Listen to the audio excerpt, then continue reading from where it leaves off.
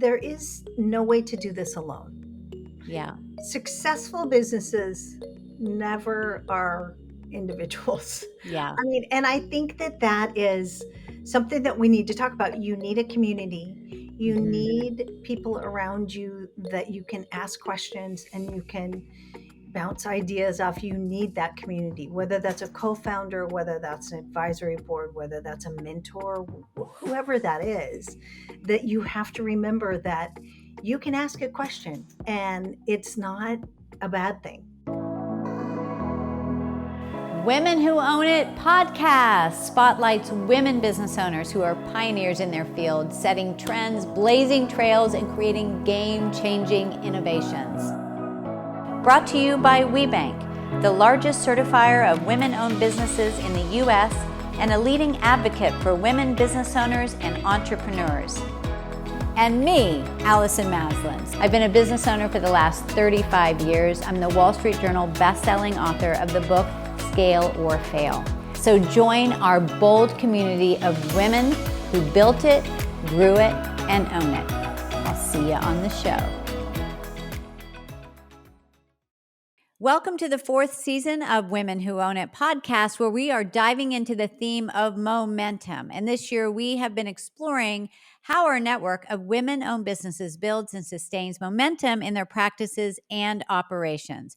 From developing successful strategies to overcoming obstacles and leveraging community support, our guests have been sharing their insights and experiences in driving growth and innovation. So we hope that we've been inspiring you all along with practical tips on how to stay ahead of the curve in this ever-evolving market. So join us as we embark on this exciting journey of learning, discovery, and growth. And I am your host, Allison Maslin. I am founder and CEO of Pinnacle Global Network, where we mentor CEOs around the world to grow and scale companies that change the world. And speaking of world changers, and we have a true pioneer today, Kate Isler, and she is an advocate for gender equality and an amazing entrepreneur with a career spanning over 20 years. Kate has been a driving force in reshaping the landscape for women-owned businesses and challenging gender norms. So this is going to be a fantastic discussion today. She is the co-founder of W Marketplace, an innovative e-commerce accelerator and online sales channel. Kate has passionately championed women-owned businesses, providing them with support they need to thrive in today's competitive market. Her commitment to fostering change doesn't stop there. She's also the co-founder of Be Bold for Change, a nonprofit organization with a clear mission to empower and activate change makers who are working to bridge the gender gap both today and in the future. With a background that includes executive roles in Fortune 100 companies and startups alike, she has shattered glass ceilings and challenged the status quo. Early in her career, she rose to leadership in a male-dominated technology industry, proving that determination and skill know no gender boundaries. And not only did she overcome adversity, but she also upended gender stereotypes by relocating her family to the Middle East in the 1990s for a position at the time when women taking on sole income earner roles were few and far between, especially, right, internationally. And so her global perspective that she'll bring into the conversation today is deeply rooted in her experiences living and working around the world. She was also an executive with Microsoft. And then in 2021, Kate shared her extraordinary journey and insights with the world through her memoir called Breaking Borders. Now, this book not only showcases her personal growth and achievements, but it also serves as an inspiration for anyone striving to challenge norms, break boundaries, and create a more inclusive world. Wow, wow, wow. Kate, welcome to Women Who Own It podcast. Thank you. I'm thrilled to be here. Yeah, so you are such a force in many ways, but especially for gender equality. What do you feel, Kate, has propelled you to be this catalyst for change for women in the workforce and women in business? It was not something I really ever planned. It was, I kind of started out a little bit naive and started to sort of follow my passions for technology and work. And I was ambitious. And then I started to look around and think, oh my gosh, I'm the only one. Why are there no others? And certainly, I had advantages from, living in different places in the world and having been exposed to that and thought, well, gosh, let's just welcome others around. And it occurred to me that, this was a fight we needed to have. We needed to inspire women to, go after their dreams. And we needed to show that it was possible in every single way of our lives. And so I just happened into it, really. Yeah. Well, I love that you went for it. And, I started my first business, Kate. I was 19. And I mean, you just didn't see women in business as much back then, especially younger. And so I definitely know that feeling. And even to this day, sometimes we'll all go speak at events. It will be, and they're great men, nothing against that at all. But I feel like these events sometimes are missing the boat. I'll be the only woman speaker, and it's, generally men, but there's a lot of women in the audience. And so I think this is so great what you're doing because it's really showing, helping to pave the way for women to see that they can step up. Um, right? I think women oftentimes self-select out because we really believe that we can't pursue some of our ambitions because people depend on us. We have families and we have Yeah. parents. And I will tell you, I have 3 children. I have 3 sons. And, it was a very interesting thing because they didn't really understand that moms didn't work. And until, very sort of into their school careers. And my attitude was, show them things that, it is possible to define this and it is possible to, collaborate to make a better situation for women. And I want to inspire women to understand that. And, they have power, they have negotiation power, family, work, all of it to just move forward and not give up on that. If that's what drives your passion, then do it. Yeah, and your children are going to want to do what you do in one way or another, right? And so, because I was a single mom, and my daughter has now runs her own company because that's what she was, around. And Mhm. so I love this, and we'll dive deeper into this conversation. I want to talk for a minute about W Marketplace, and because you've got uh, over 500 brands that you're highlighting on there, maybe more, from women owned businesses. Where did the idea come from to build W Marketplace as this sales platform for women owned businesses? It was really a pandemic situation. So I was running the nonprofit Be Bold for Change, and we hosted International Women's Day events in Seattle. And so we hosted an event, certainly, March 2020. And soon after, literally within the week, is when the shutdowns happened because of COVID. And we always anchor those events in the World Economic Report on the gender gap. And so, I saw the economic data, and then during the pandemic, it just got more extreme. We were seeing women be so impacted, and the opportunity for online shopping happened. And so I thought, well, gosh, let's put these things together. And so, I had enough technology information and skills to be a little bit dangerous. And so I said, okay, well, what could go wrong? Let's start this. And so we launched in May of 2020. And that Wow. was the idea was to give women a place to recreate their incomes and to thrive and grow their own businesses. Yeah, fantastic. I mean, who would have known, right? Because of that, this was born, right? So there's always those, the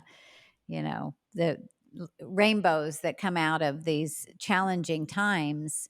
And when there's a will, there's a way, right? To get the products out there. And that's what you've created. What have been, I know this has just been a few years, but how's it been going, first of all, and what have been some of your biggest lessons in building this company? Well, one of the things that occurred to us really early on is we thought, "Oh my gosh, everyone's online shopping. This won't be hard." And so, Mhm. as we know, with every startup, no matter what your timing is, it's hard. And it became apparent very quickly that the level of support these businesses needed just wasn't there. And so Mhm. we started working with the SBA and women owned business centers around the country to help women actually pivot their businesses and show off their products and their stories online. And so we Mhm. created an accelerator for them. And that has been very successful. We've actually put over 150 women owned businesses through the accelerator. And so it's I'm so proud of it because we You should offer, be.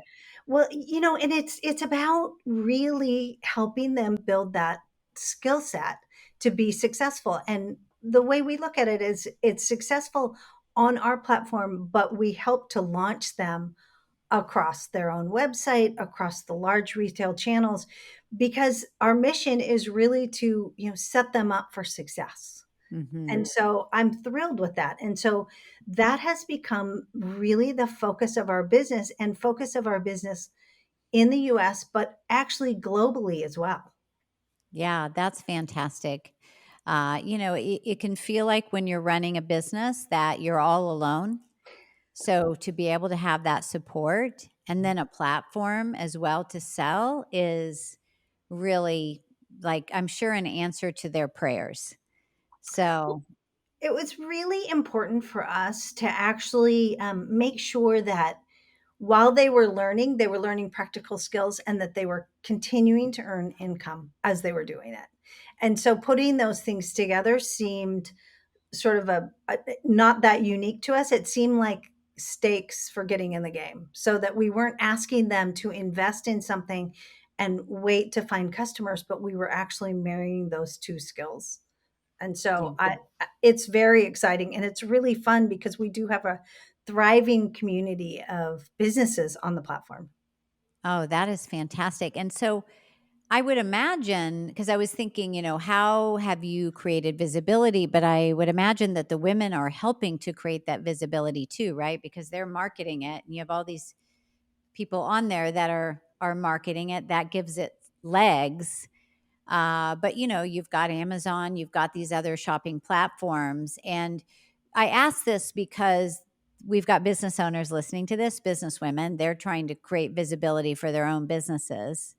So what do you feel like has helped you the most? Well, first of all, I think our philosophy is certainly women supporting women can change the world. Mhm. So I think we can. And so we do call on all of our community to help support one another.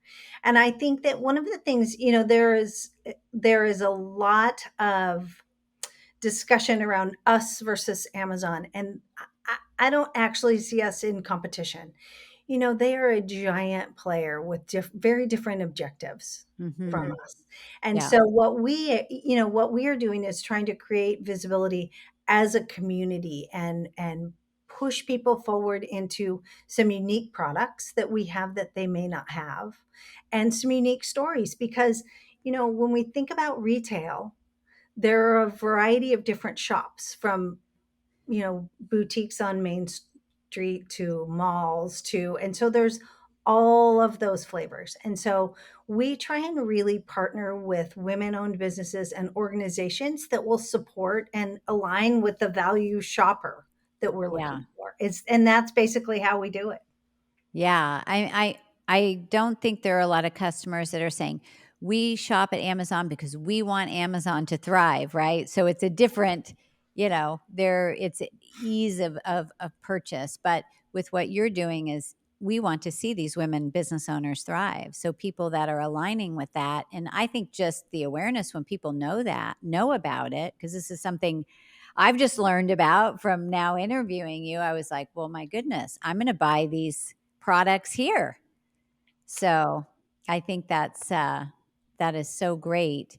Now, with all of these women-owned businesses, these business owners that you're working with, And now you're helping them grow as well, outside of just the platform. Do you see that there are certain characteristics of founders or brands that you know are going to do great and that others continue to struggle? Like, what do you feel is when they're not making it, what do you feel is the missing link? Or that maybe, and this is just kind of giving advice to those that are listening here to say, okay, this is going to be a roadblock, but if you do this, this is going to help you more. So there's a couple ways to answer this. One is I think that women's goals for their business vary. And we really try and help them suss out what those goals are so we can help them be successful. So there are certainly some businesses on our platform that want to keep um, a smaller business. They want to maintain a different lifestyle and they want to have their business be very unique. And it could be that their goal isn't to grow large. And we Mhm. cater to that. And that is great. There are businesses that want to use us as a jumping off point to grow very large. And the thing I would say is you have to be realistic and have a vision for where you're going to go and Mhm. you have to plan. You know, there is a lot of noise in the marketplace with, especially online. Just set up your website and they will come. I mean, Yeah. we've all heard it. And you Yes. think, oh my gosh, if that were true. Crickets. Yeah. Yes, if that were really true. I think that there is, and one of the things that we try and work with them on is timing of growth. It's like Mhm. what you have to spend to drive customers, what you have to spend to optimize online. When is the right time to move to larger channels? And so we do a lot of work with market analysis and channel analysis so that they understand what they're getting into. And I Mhm. think that lack of understanding and that assumptions is a huge roadblocker. And that willingness to listen is hard sometimes, very hard, but it's Yeah. real.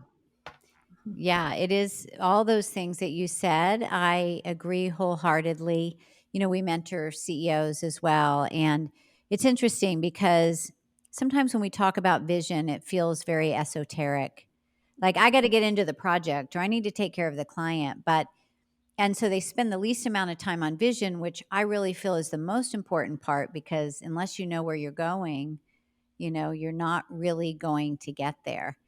And then reverse engineering that into, okay, so how are we going to get there? Here's the vision, but what are the steps to get there? So I love that you are helping them with this, because it's just so important. And there is, there's the things that we want and that we can ultimately get to, but we've got to do these steps first, and so, and that's really, really critical. The other thing that I always like to make sure and talk about is that there is no way to do this alone. Yeah. Successful businesses never are individuals. Yeah. I mean, and I think that that is something that we need to talk about. You need a community. You Mhm. need people around you that you can ask questions and you can bounce ideas off. You need that community, whether that's a co-founder, whether that's an advisory board, whether that's a mentor, whoever that is, that you have to remember that you can ask a question and it's not a bad thing. And to Yeah. reveal what you don't know, I mean, I go to bed every night thinking, oh my gosh, I thought I knew all that stuff. And now Yeah. the list of what I got to learn tomorrow is so much longer. Oh gosh, Kate, I believe me, I've been in business 40 years and I have a mentor myself. I am in a mastermind. Like, it's lonely. It is lonely at the top. And when you're sitting on decisions, and not taking action because you just don't know what to do or what you're afraid to do, that means you're in limbo and you're missing out on all these opportunities. And you're actually losing money by not moving forward. or even just to get the validity that, oh, okay, I am doing the right thing. So I totally agree. There's no reason that we need to do things alone. It actually takes courage to ask for support, Mhm. rather than a weakness. Mhm. So I love that you're supporting women with this. This is just so invaluable. Now let's talk about your book, Breaking Borders. And you've said it's a guide for women who want to stop self-selecting out of opportunities because they assume they don't have the right education, connections, or skills to take a chance. Tell us a little bit about your thinking behind this book, and what you feel like important messages for us to get are here. Well, I am the least likely person to be being interviewed by you or have the career I've had. I think of that all the time. I one of the most telling facts about me is I am a 2018 college graduate. And so I had a career that spanned many, many years before I was qualified to have that career. And so, and I think that, one of the experiences I wanted to share is you don't have to have all the right ingredients that are sort of on the list, right? The right education, the right network, enough money, all of the things before you can take action and try something. You can try it at any time. You may fail because I will tell you that my journey was not a continual forward movement by any stretch. It was a few steps forward and maybe a few steps sideways and a little bit backwards and then a little forward again.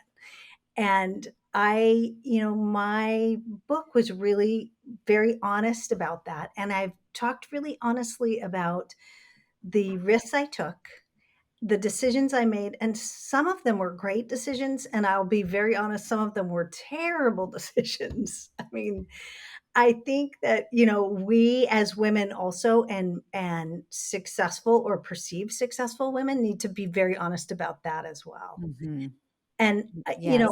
I had a husband and 3 children and made decisions that were based on my career and my ego, lots that put those things in peril, and I didn't they weren't exactly productive, and I made work decisions that were not great. I mean, there's some pictures in the book that are really fun. I my most notable big business mistake was I announced Windows 3.0 in the press, in a magazine with a picture about 6 weeks before Bill Gates announced it.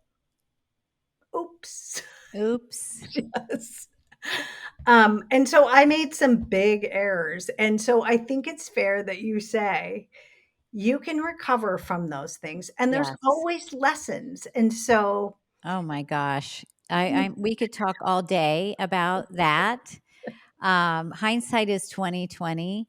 I one time, Kate, I have to say this. I had an ad agency many years ago, and this was before digital cameras. mm, And we did a photo shoot for the client, and we had the models, we were on location, the whole thing, 2 days of shooting. And I had those digital little slides, you remember those oh, from the yes. cameras? Oh, And I yes. had them in my black, planner, leather.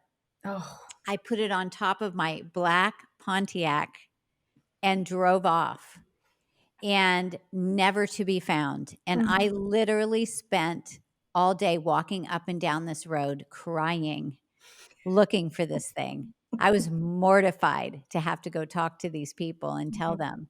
But I obviously survived. But yeah, like, gosh, those are the things that, and here you did that, but you got through the other side. And I think that's really the message. It's like, yes, we had a pandemic and we got through the other side. That's the thing to remember, that, wow, we are stronger than we think we are sometimes. Yeah, and there's something to take out of that. There's a lesson to learn out of that. Hmm. And each of those events, and they're not apparent when it's very painful at the moment. But Yeah. I think it's very good practice to go back and say, what did I get out of that? And In my book, I talk about some very practical business lessons, but I also talk about things that, parenting that were good, bad, and ugly. Or, Mhm.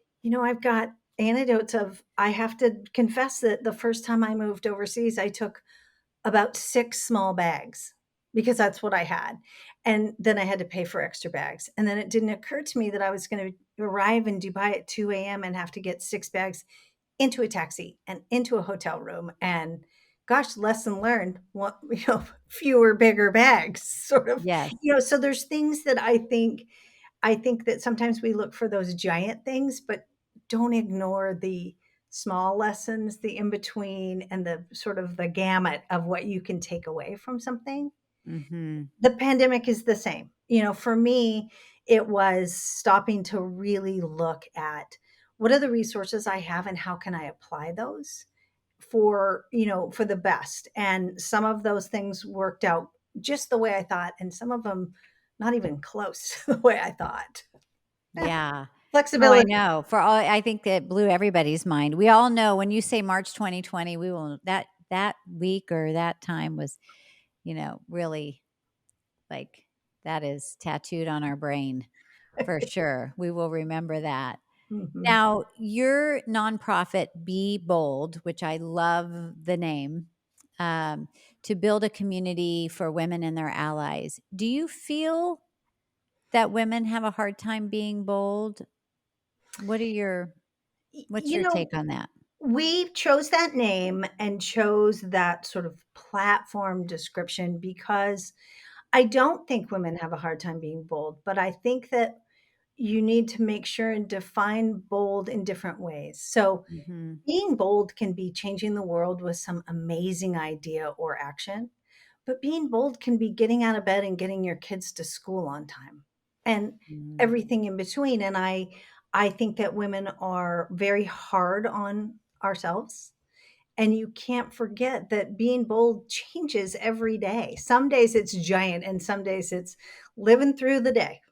And Yes. so, that's, and I think, one of the things that, we are very driven to is to create a community of women and to include allies, because I don't think, I am a fierce gender advocate, and I, sort of really go after that, but I'm also very clear on we're half the population, so we want to be inclusive of the rest of the population as well, and Yes.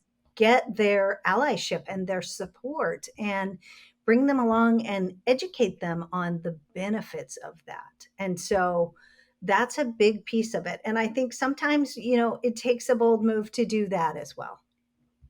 Yes, I mean, growing together and having that support, and alignment, that's where everybody wins, and that's ultimately what we want. It's not one gender against the other, That's right. you That's know? right. Because that just, we're propagating the pain that we feel and that we talk about with the gender gap. And that's not the mission. The mission is equality.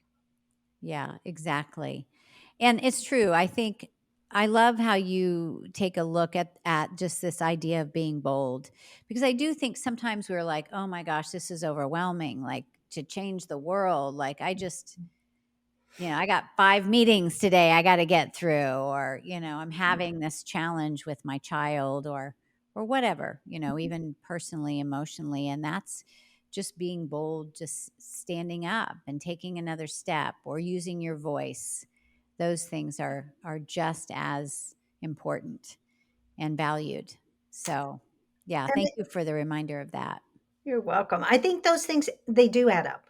It's all additive, and it helps you to, when you have some wins and some examples of when you've been bold in those everyday things, then you can call on that strength when you need it in a big way, in some giant event, whether that's a happy event or a challenging event. You've had Mhm. some experience. And so I'm all about be bold. Why not? Yeah, why not? And it's I think learning as women, because we are caretakers, we want others to be happy. This is kind of our nature. Mhm. And I think sometimes we can make decisions based on what others are going to think instead of what we're really called to do. I know that's something that I really had to work on, being the middle child and like, just can't we all just get along kind of thing. And so I think we have to be there's something we have to learn to be okay that we're not going to please everybody in our boldness. That's it. And, one of the big focuses of Be Bold is also with girls for just that reason. So we've extended our programming. So we have learning circles for young women. And when I say young women, I mean junior high and high school, because I think that's where it begins. And you need to Mm, teach them that, there is support and there is a way to be bold and, to really you look at the stereotypical descriptions of being perfect and pleasing everyone, and I think that once you start normalizing different behavior very young, it will only benefit us and it will benefit them throughout their lives, and so we really work on that as well. oh my gosh, that's where it all starts, right? That confidence building. So now you've been in the corporate world, you've lived, internationally, you have worked globally, you've run a nonprofit, you're running a for profit. Let's talk about leadership for just a moment. Do you feel like the qualities of becoming a good leader are the same in all of these environments, or are they different? I think they're exactly the same. I think that listening is the key is a key piece, and I think empathy, and be willing Mm, to, what your expectations are and how you think things are going to play out as a leader may not be the way it happens. And, leadership is about people following you, not telling them where to go. And so, I am very much a let's figure out what inspires people to follow that direction that I'm setting mhm. versus tell them they have to, because that's never going to work. No, it's not. And when you own something and you're inspired to take action, you're going to go over and above. Yeah. And it's, and when your team feels like they own a piece of it and they Yeah. have a stake in it and they have the ability to be successful. That's the other component that I really try and work on every day. And I will admit right now that sometimes I'm just like, can you just do this? Yes. Just, but I also think that taking a step back, and if it has to wait a little bit before you infuse that desire for those people to follow and feel ownership and feel like they can be successful, it may take a minute. And that's probably one of the biggest challenges I have, is Yeah. waiting that time. Yes. I Mhm. think this is one of the biggest lessons. We call it in our language in Pinnacle Global Network is, do you want to be the hero, the octopus, or the visionary CEO? So the hero is like, you got to be the rescuer all the time. Like, are you creating that issue where you feel like you have to answer every question instead of empowering them to figure it out? Or are you the octopus where you have your hands in every department and you're just kind of choking the growth of the business? Or can you work towards being that visionary CEO that is allowing the team to step up in a more collaborative environment so that they can take it and run with it and you can really be focused on the vision of where you're going, like what you talked about earlier. And it's not easy to do because we're creatures of habit. But when we can get into that place and have a more team managed company, it is life changing, I think, really for everybody. And so, whether in the corporate environment or you have your own business, you have more, the team has more autonomy that they can actually use their creative gifts to their highest level. Yeah, and I think that that is really important across all businesses and all types and all cultures. It comes out a little bit different depending on what culture you're in, Hmm. but humans are humans. And so there is a common thread that, and I will say I aspire to do that all the time, and I aspire to have people that are smarter than me doing things that I have Hmm. no idea how to do. I mean, Yeah. because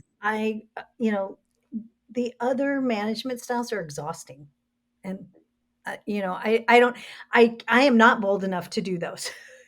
Well, you said, listening and empathy. I Mhm, mean, really, it comes down to that, which, simple and not simple, but incredibly powerful. mhm, And if we can just remember that, because I think we get frustrated as business owners sometimes. Why aren't things moving fast enough? Or like, why do I have to jump in there and so forth? And if you could just get back to your heart and come from a place of empathy and going, gosh, maybe they've had a rough day, or they do have a lot on their plate already. So I think that is those two things that you said are just really key. I So, try that every day. I will tell you that I right before this call, I was having one of those moments of, "Can we just move this along?" yes, I so know that feeling, and I'm sure every business owner feels that too. So we have to kind of like, bite our tongue sometimes. How has, speaking of WeBank, who that's how we're here today on Women Who Own It podcast, who's brought to you by WeBank, how has being a certified women owned company helped you grow your business? I had heard about it for a little bit before we actually got certified. And once we were certified, the network and the community within WeBank has been extraordinary. Just meeting, I mean, you and all of the other women owned businesses that I have met at the national events and at our local level is unbelievable. And it is a group of women who we are all striving for the same things. And so to kind of be able to partner with those women and say, I said, we have developed this accelerator. So we've partnered with another WeBank business that specializes in curriculum development to help us do that because that's not my specialty. I know what I want, but I can't put it into the format. Great. We have also partnered with a 3PL, a distribution company that we found through WeBank that is, that person that helps us with our logistics. And so the opening of that network, knowing that we have that common platform has been extraordinary. I love that. Yeah, fantastic. So for Mhm. any of you listening that have not gotten your certification yet, what are you waiting for? It's just so incredibly valuable. I get to meet amazing women like Kate here today. And how can our audience connect with you, Kate, if they have more questions? So certainly always through W Marketplace, I am there and that is, one of the things that our platform is very proud of is that our customer service is actually a person. And so you Yeah, can talk to Carmen and so I am always reachable through that, but also on my LinkedIn because I spent many years in corporate thinking I was far too busy and I think I missed out on so much being so busy and not actually talking to people and other business leaders. And so I am very much available now. I make time to actually engage because I have learned so much and it's brought so much richness. And so I'm absolutely on LinkedIn and available. I love that. I love that. It's kind of like you say, old school, but isn't it interesting? Because it's what I love the most too, are those conversations and those connections. And sometimes if we just stop for a moment and really be present, there's just so much growth that can happen there and just, really enjoyable moments. Mhm. Do you have any words of advice to leave with us today? Well, I think that the biggest advice I would give for certainly women business owners, but all business owners is, don't be afraid to take a chance. And just because you don't think that you have everything 100% lined up, it'll come. Hmm. Because no matter what you prepare for, you need to be flexible and you need to be able to be agile and redefine. And so, why not take a chance when you have an opportunity? So, look for those opportunities. Fantastic. Well, great advice to leave us with. Everybody, check out W Marketplace and all of the things that Kate Isler is up to. And thank you so much, Kate, for being with us today on Women Who Own It. And for those of you that have been with us, I hope you enjoyed the show. I always ask you for a review. It makes a real big difference for the show. Pass it on to other business owners, businesswomen leaders that you care about. And we want to send you a gift for free. And that is my Wall Street Journal bestselling book, Scale or Fail, to help you to grow and scale your company. And we'll just pop it in the mail to you. All you need to do is go to pinnacleglobalnetwork.com/WeBank, WBENC, and we'll send it to you as our gift. And so until next time, make decisions from where you're going, not from where you're at. We'll see you soon. Bye, everybody.